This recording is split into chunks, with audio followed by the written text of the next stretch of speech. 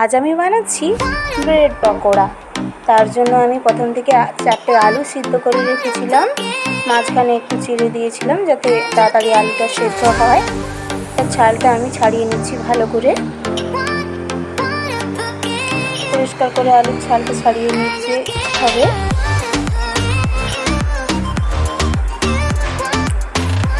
দেখুন আমার সব কটা আলুর ছাল ভালো করে ছাড়ানো হয়ে গেছে। আমি এবার মশলা দিয়ে দিচ্ছি।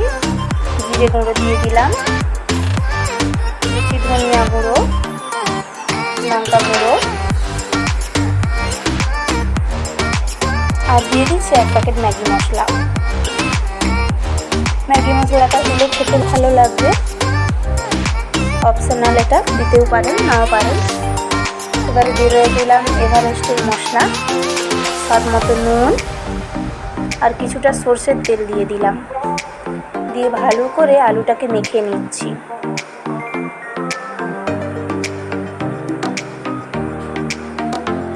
আলুটাকে খুব সুন্দর করে মেখে নিচ্ছি। খুব সুন্দর করে আলুটা মাখা হয়ে গেছে। এপাশে আমি প্রথম থেকেই কড়াই বসিয়ে রেখেছিলাম তেল দিয়ে। এবারে আমি ব্রেডগুলো সেঁকে নেব। 2 পিঠ ভালো করে উল্টে পাল্টে সেঁকে নিচ্ছি।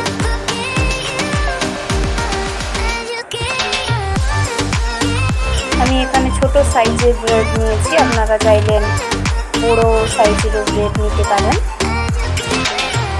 সব ব্রেডগুলো সেঁকা হয়ে গেছে। এবারে ব্রেডের মধ্যে আলুর পুরটা দিয়ে দিচ্ছি, ভালো করে ব্রেডের মধ্যে আলুটা লাগিয়ে দিচ্ছি। আর একটা ব্রেড নিয়ে ওই আলুটার উপরে চেপে দিয়ে দিচ্ছি। তৈরি হয়ে গেল আমার আলুর পুর ভরা ব্রেড। দেখে আরও একটা দেখিয়ে দিচ্ছি আপনাদের একই প্রসেসে। এখানে আমি একটা বেসনের ব্যাটার তৈরি করে নিয়েছি। তার জন্য 1 চামচ বেসন নিয়ে নিয়েছি, স্বাদ মতো নুন দিয়ে একটু একটু করে জল দিয়ে মিডিয়াম সাইজের একটা ব্যাটার তৈরি করে নেব।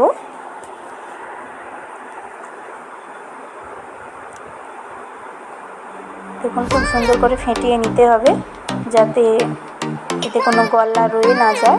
দেখুন আমার খুব সুন্দর করে ফেটিয়ে নেওয়া হয়ে গেছে। এখানে আমি কড়াইতে তেল গরম বসিয়ে দিয়েছিলাম। এবার ওই ব্রেডগুলো বেসনের মধ্যে ভালো করে ডুবিয়ে তেলে ছেড়ে দিচ্ছি।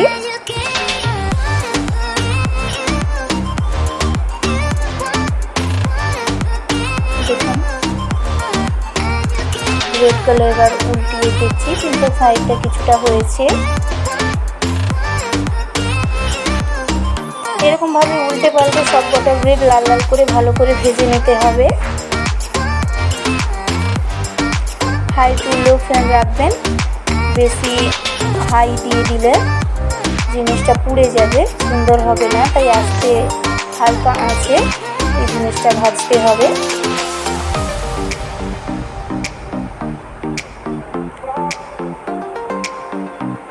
দেখুন সাইডটা একটু কাঁচা কাঁচা ছিল বলে আমি সাইডের দিকেও উল্টে দিচ্ছি। কেমন এরকম করে সব কটা ব্রেড ভেজে নিতে হবে।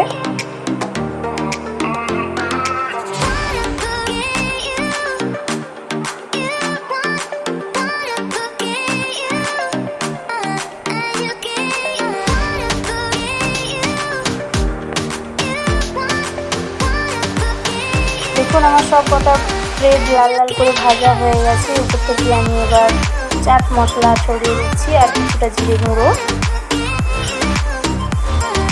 এইরকমভাবে ব্রেড পকোড়া আপনারাও বাড়িতে বানিয়ে খাবেন, দেখবেন খুব সুন্দর খেতে লাগবে। এই রেসিপিটা কেমন লাগলো আপনাদের কমেন্ট বক্সে অবশ্যই জানাবেন। আর চ্যানেলটাকে সাবস্ক্রাইব করে না থাকলে সাবস্ক্রাইব করে দেবেন। আজকের জন্য টাটা। আবার পরে অন্য একটা রেসিপি নিয়ে আবারও দেখা হবে।